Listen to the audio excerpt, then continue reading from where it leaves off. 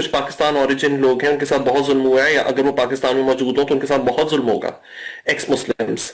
या बट उनको ये लगा है कि अच्छा अब क्योंकि हमारे साथ जुल्म हो सकता है या हुआ है, हमने अपने ट्रॉमास का बदला किस तरह से लेना है कि जो ईरान के अंदर छोटी बच्चियों के ऊपर उनके स्कूल यस, को उड़ाया गया है, हमने उस चीज को इंडोर्स करना है। या इट्स अ गाजा के वेरी अंदर इंपॉर्टेंट पॉइंट। आई एम जो so you know glad you एक मेंशनड इट।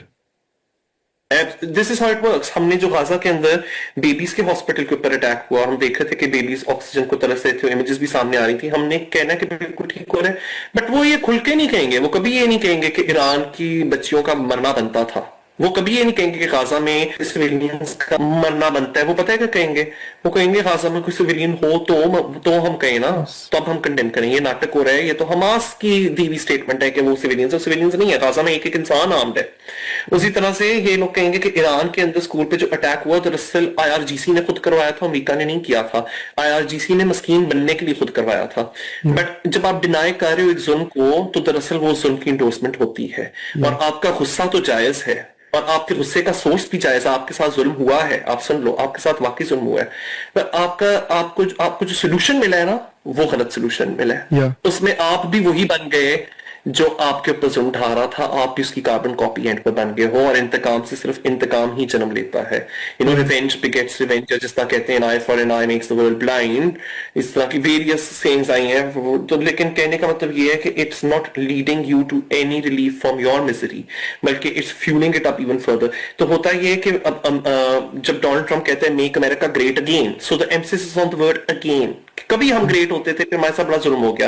वो जुल्म ये हो गया, ये वेस्टर्न राइट विंग ने और व्हाइट सुप्रीमेसिस्ट्स ने एक थ्योरी निकाली है जिसको कहा जाता है ग्रेट रिप्लेसमेंट थ्योरी, कि एक साजिश चल रही है और एक षड्यंत्र, एक कंस्पिरेसी, एक साजिश है कि हमें रिप्लेस किया जा रहा है with yes, Muslim brown skinned immigrants. Yes, जब ये एक दफा अपने रास्ते से मुस्लिम्स को हटा देंगे तो they are also going to come for Hindu Indian brown skinned immigrants. जब उनको हटा देंगे they are going to come for black people as well.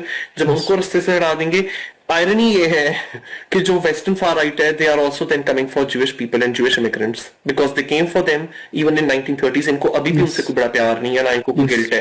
ये इन्होंने यस, सिर्फ बहाना उठाया हुआ है कि जो लाइन में सबसे आगे खड़े हुए हैं ना मुस्लिम ब्राउन स्किन्ड इमिग्रेंट्स, पहले उनको हटाने के लिए ऐसा करो कि हिंदू और ज्यूइश इमिग्रेंट्स का इस्तेमाल करो, इनको आपस में लड़वा दो। ये तो हमेशा इनका खासा रहा है। उसी तरह से इवन मुस्लिम वर्ल्ड के अंदर भी अगर हम देख लें, जो रिलीजियस राइट विंग है वो क्या करते हैं, वो भी विक्टिम फील करवाते हैं। तो पाकिस्तान में जो आपके जितने भी डीएलपी टाइप ग्रुप्स थे, या जितने भी ये रेडिकल सो कॉल्ड जिहादी मिलिटेंट ग्रुप्स थे, इन्होंने क्या किया था? इन्होंने ये किया था, फलस्तीन में देखो कितना जुल्म हो रहा है यस, हमारी मुस्लिम उम्मा के लोगों के साथ। यस, देखो भारत के अंदर मकबूजा कश्मीर में क्या किया जाता है। वो जो 1991 के अंदर कुनान वाला जो एक पूरा इंसिडेंट हुआ था भारतीय फौज ने, और जो कि रिकॉर्डेड है, रिपोर्टेड है, उन्होंने ज्यादातर मोस्टली मुस्लिम खवातीन, उनकी आबरू के ऊपर हमला किया था। हमारी बहनों के साथ आई, मुसलमान बहनों के साथ भारत में ये किया जाता है। 2020 के अंदर जो भारत में दिल्ली के अंदर राइट्स हुए थे, एंड अराउंड 53 पीपल वो दे वर किल्ड, उसमें से 2/3 मुस्लिम थे। इतना जुल्म होता है, तो आज फर्ज है हर मुसलमान के ऊपर कि वो अपनी उम्मत मुस्लिमा के लिए खड़ा हो जाए। और यही लोग फिर कहते हैं कि मैं खुद उधर फलस्तीन जाकर करूंगा क्या? दूसरों को आपने लड़वा दिया, दूसरों को आपने कहा है कि तुम बहुत बड़े विक्टिम्स हो, अब तुम लोग ऐसा करो, तुम अपने हाथ में पकड़ो जो कुछ भी पकड़ सकते हो और जाओ और जाकर फतेह कर दो और जंग लड़ाओ।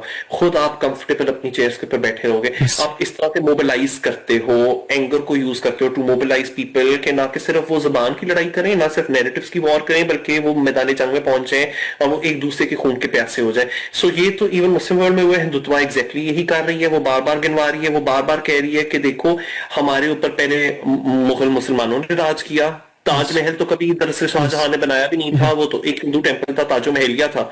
हमारे ऊपर फिर आ गए थे ब्रिटिश, उसके बाद जब वो निकले बटालियन आ गई है सोनिया गांधी, या और हम हिंदुओं के पास तो मुसलमानों के पास 70-70 मुंह मालिक नहीं है, एक यस, भारत ही रह गया है। तो यस, अब हम अगर भारत के लिए भी और उसकी हिंदू आइडेंटिटी के लिए नहीं खड़े होंगे, तो फिर तो सारे मुसलमान हमारे ऊपर आ जाएंगे। सो ये अपने अपनी ऑडियंसेस को विक्टिम फील कराते हैं। और या पास्ट हिस्ट्री में से, जिस तरह अभी ये हिंदुत्व मूवमेंट है भारत में, बीजेपी आरएसएस, ये हमेशा याद कराता है कि कश्मीरी पंडितों के साथ कितना जुल्म हुआ था 98 और या 90 के दौरान। और ये बिल्कुल सच है, हुआ था जुल्म, बिल्कुल हुआ था। बहुत सारे कश्मीरी पंडितों को अपने ही शहरों से भागना पड़ा था रातों रात अपनी जान बचाने के लिए, और उनको भारत के दीगर शहरों में जाना पड़ा था, क्योंकि वहां भी इस्लाम इस्लामिस्ट मिलिटेंट्स थे वो उनके ऊपर पड़ गए थे, उनको छांट रहे थे। सो मेरी ये कहने का मतलब है, तो उस वाले चैप्टर को आज मोदी और उसके फॉलोअर्स उठाते हैं और कहते हैं कि देखो कश्मीरी पंडितों के साथ जो जुल्म हुआ था, असल जुल्म वो था कश्मीर में, कश्मीरी मुसलमानों के साथ कोई जुल्म नहीं हुआ, दे डिनाई इट। सो वो हिंदूज के अंदर और अपने हिंदू ऑडियंसेस में एक विक्टिम कॉम्प्लेक्स पैदा करते हैं। तो everybody is doing that, every far right movement is doing that. वो अपने ऑडियंसेस के आइडेंटिटी पॉलिटिक्स ऐसी उनके साथ खेल रहे हैं कि वो उनको विक्टिम कॉम्प्लेक्स दिलवा रहे हैं और कह रहे हैं कि ताकि अब आइंदा वो हिस्ट्री अपने आप को रिपीट ना करें, पहले ही ऐसा करो, लोगों की ना चमड़ियों थेड़ दो पहले से। This is what's going on.